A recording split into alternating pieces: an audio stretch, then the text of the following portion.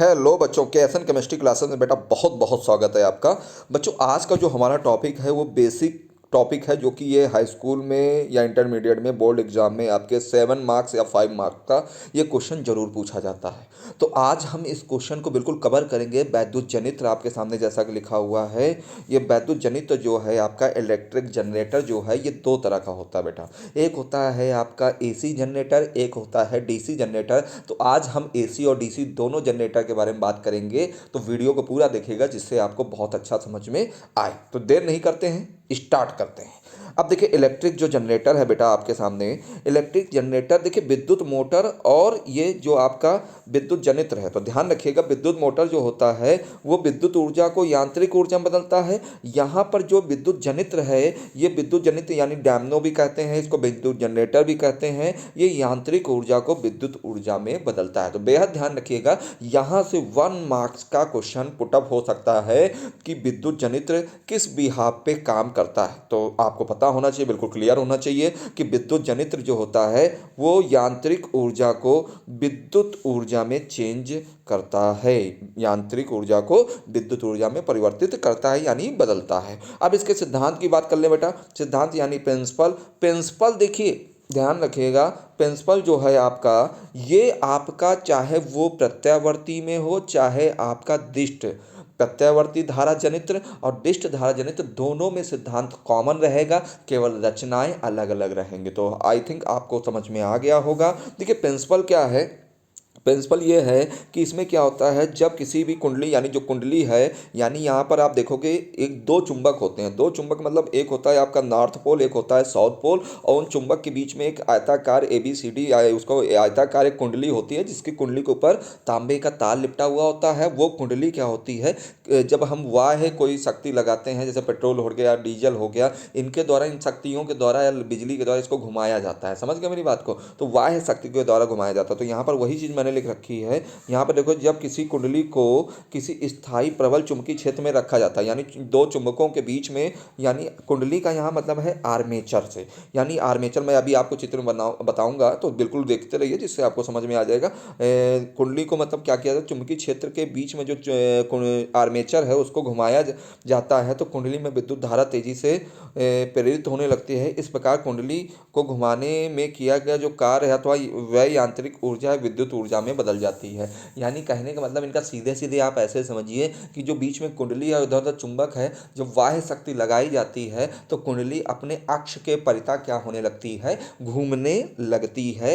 ये इनका सिद्धांत है, प्रिंसिपल है। ठीक है, नोट्स मैंने इसलिए डाल दिए हैं ताकि आप कॉपी करिए, यानी मेरा अच्छा समझ में आ जाए तो आप उसी चीज़ को लिखाइए जो मैं समझा रहा हूँ आपको बेटा।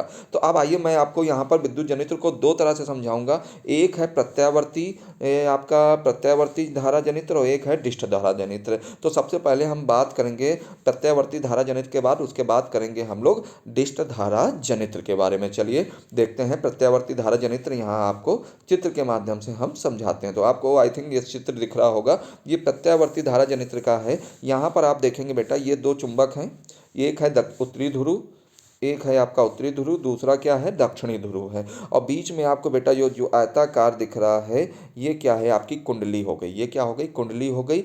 और इस कुंडली का यहाँ पे आप देखोगे, एक मिनट बस, हाँ, इस कुंडली में आप आगे की ओर ये देखोगे, यहाँ पर ये इस भाग में यहाँ पर देखोगे इसके ये क्या है, आपके सर्पी वलय हैं। ये क्या है, आर्मेचर से जुड़े हुए होते हैं। ये जो आप भाग देख रहे हो, ये और ये क्या है, आर्मेचर से, ये भाग देखो आर्मेचर से जुड़ा है। और इसी के बगल में आप देखोगे यहाँ पर ये जो एक्स और वाई है ये कार्बन के बुश होते हैं। ठीक है, ये विभक्त वलय से जुड़े होते हैं और इन्हीं के द्वारा ये जो आपका ये क्या कहते हैं इसको, आर्मेचर कुंडली जो है ये आपके सामने ये क्या होती है, इसी के सहारे घूमती है। तो ध्यान रखिएगा, यहाँ पर आप सबसे पहले जो हेडिंग डालोगे वो डालोगे क्षेत्र चुंबक। मैं बोल रहा हूँ जैसे वैसे लिखेंगे।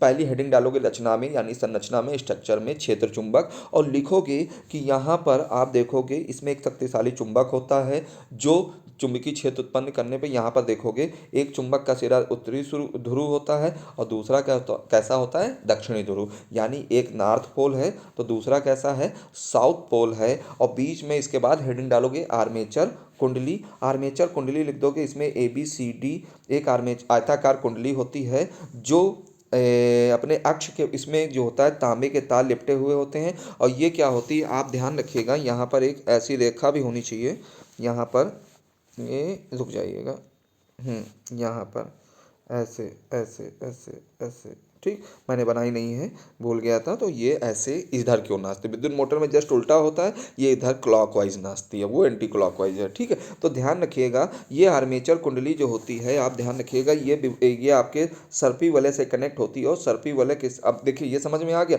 कि आर्मेचर के ऊपर क्या होते हैं, तांबे के तार लिपटे हुए होते हैं और ये अपने अक्ष के परिता क्या होती है, घूमती है। इसके बाद हेडिंग डाल दोगे आप सर्पी वलय। सर्पी वलय क्या होता है, ये आर्मेचर से जुड़े हुए होते हैं जिसको C1 व C2 से प्रदर्शित करते हैं, ठीक है। और उसके बाद डाल दोगे बुश, बुश में लिख दोगे कार्बन के बने हुए बुश होते हैं जो XY होते हैं, जो सर्पी वलय C1 C2 से कनेक्टेड होते हैं। और साथ में ये क्या होते हैं, इनको वाह्य जो इस आर्मेचर कुंडली को घुमाने के लिए जो वाह्य शक्ति लगा के इसको क्या किया जाता है, घुमाया जाता है, जिससे धारा का जो बाहर धारा बहती है, ठीक है, धारा उत्पन्न होती है वो बाहर अपना बहती है। तो ध्यान रखिएगा ये आपका रचना हो गया। इसके बाद ये प्रत्यावर्ती के बाद अगर हम बात करेंगे, इसी देखिए यहाँ पर एक मैंने डायग्राम प्रत्यावर्ती का भी मैंने, देखिए अगर आपको ये बनाना हो तो आप ये बना सकते हैं, ठीक है। ये देखिए आपका नॉर्थ पोल हो गया, ये सॉरी ये आपका नॉर्थ पोल हो गया, ये साउथ पोल हो गया, बीच में आर्मेचर हो गया, एक मिनट रुकिएगा बेटा, हाँ ये आर्मेचर हो गया। और ये देखिए आपके क्या हो गए, सर्पी वलय हो गए। और ये ब्लैक कलर के जो आप V1 V2 दिख रहे हैं ये क्या है, आपके बुश हो गए। और यहाँ पे देखिए आपको एक प्रतिरोध इन्होंने लगा दिया, मैंने वहाँ लगा दिया था, गैल्वेनोमीटर लगा दिया था, ठीक है। आई थिंक वो पूरा सेम टू सेम वैसे ही है। तो रचना आप अपने अनुसार लिख लीजिए।